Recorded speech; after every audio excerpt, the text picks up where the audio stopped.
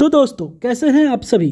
आपको बता दें आज के दिन बिहार वासियों के लिए बेहद खास रहा। आपको बता दें कि बिहार के एक चौथे राज्य को भी मिल चुका है नए एयरपोर्ट का सौगात। आपको बता दें कि अब तक पटना, दरभंगा और गया को मिला था एयरपोर्ट, लेकिन अब पूर्णिया शहर को भी मिल चुका है अपना खुद का एयरपोर्ट।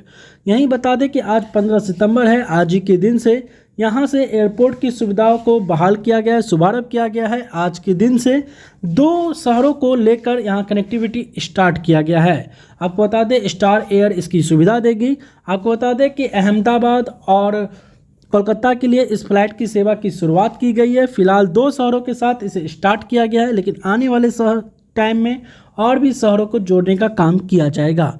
फिलहाल इसका असर दरभंगा एयरपोर्ट पर भी पड़ सकता है, क्योंकि बात किया जाए कि मुजफ्फरपुर से जो भी इस तरफ के क्षेत्र है, जो मिथिलांचल के हो गए, सीमांचल के क्षेत्र के शहर है, उनके लिए इकलौता दरभंगा एयरपोर्ट वरदान था।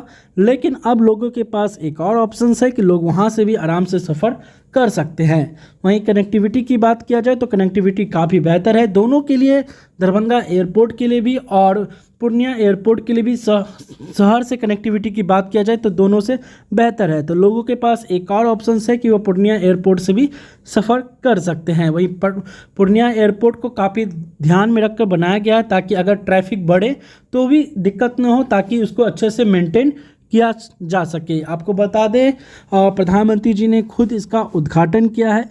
वहीं इसके साथ ही आपको जानकारी दे दें कि अभी आने वाला समय में पर्व त्यौहार का समय है। जैसा कि आप सभी को पता है कि छठ और दिवाली के टाइम पर टिकट मिलना बहुत मुश्किल हो जाती है। अगर टिकट मिलते भी हैं, चाहे एयरपोर्ट की फ़्लाइट की बात किया जाए, चाहे ट्रेन की बात किया जाए, तो बहुत ही ज़्यादा दामों पर मिलता है।